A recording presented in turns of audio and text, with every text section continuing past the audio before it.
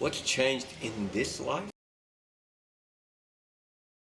Well, actually, first of all, I have been here more than 2 times. This is not my second. I've been here about 5 times, Oh, I believe, more or less. And it's always good to come back. I enjoy playing in Russia. I think the audiences are wonderful here. I think they have a really good perception and a little understanding or insight into the type of music I play. So the appreciation and feedback I get from the audience is always wonderful here. So I enjoy playing here. But to answer your question, the last 3 years, well, I did release the record In This Life, and immediately started on the follow-up, which is about to be released now. It's a huge work, massive work, very different to In This Life.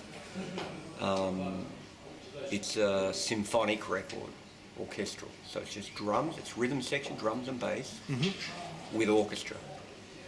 And all written, orchestrated by myself, and so it was a huge work, and we're just about finished now. But we're finally there. I'm very excited by it. I think this record's going to turn a lot of heads. Musically, it's the complete package. It's not only about my drumming. I play a solo piano piece, which I've been threatening to do for a long time. But given that it's more classical in nature, I thought this would be a good opportunity. So I wrote a prelude for the piano, which will close the record. But there's about 4 or 5 very big symphonic pieces. One is a drum concerto, and I'm very excited about putting it out there.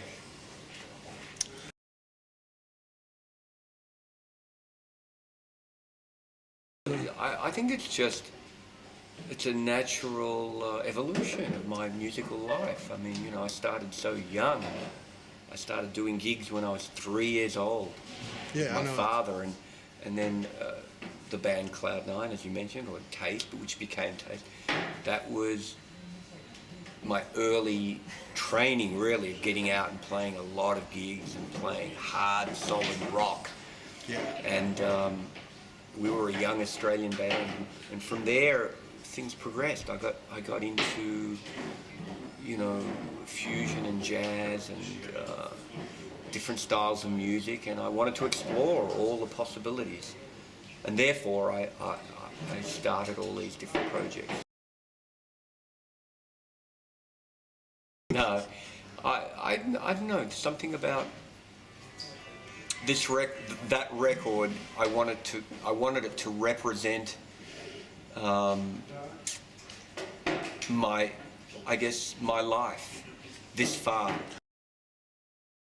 Or yes, about your life. I think however you'd like to interpret it. I think it's a bit of both, really.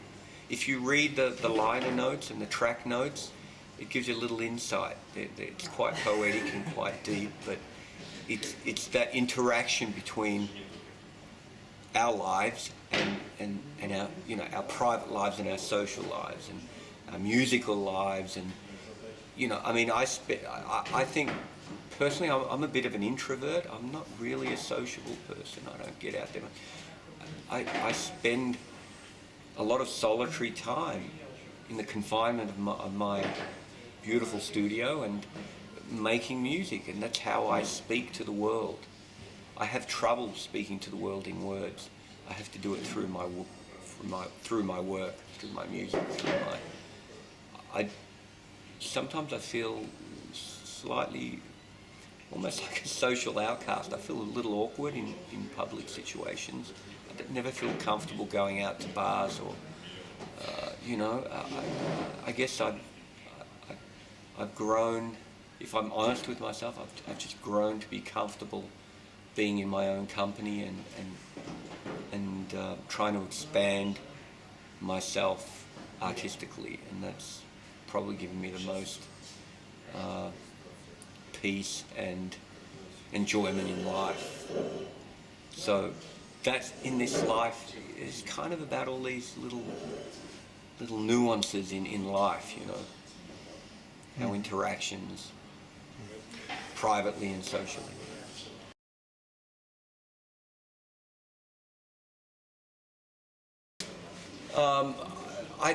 I think the world is smaller now. I think you know, we have so much access to everything that there's much more integration, I think, between cultures, and we're getting influenced by people from all over the world because we have access to everyone on YouTube, on, you know, on the social networks. You know, we're just constantly in communication with each other. So I think that's actually going to close the gaps, and I think we can see it now in a lot of the younger musicians. I'm starting to see common threads in the way they approach, the way they play, which in some ways is good, meaning I'm seeing some really, really good playing now at young ages, much more so than before.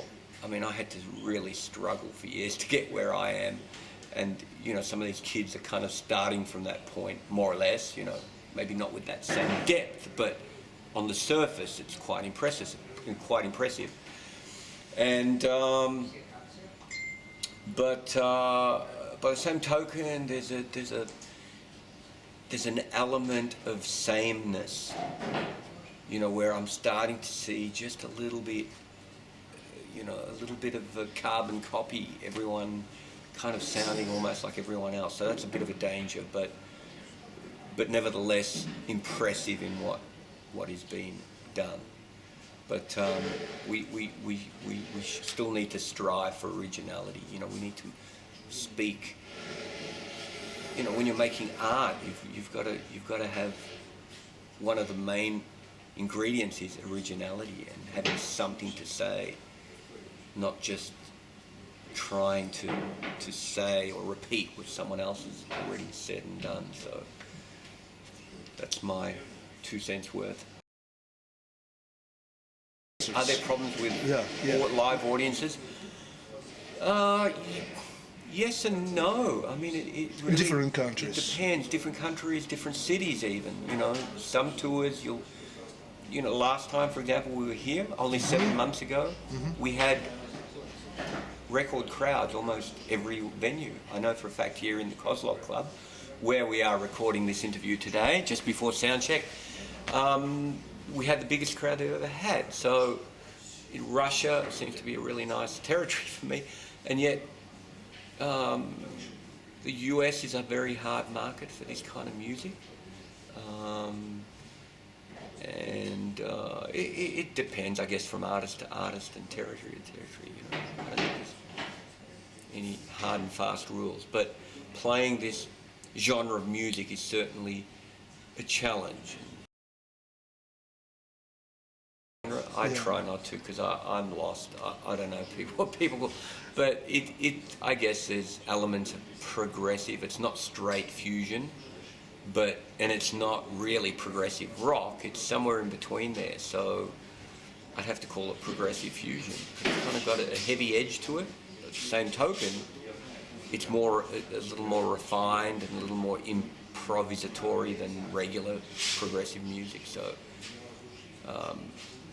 it's a fusion of progressive and jazz fusion.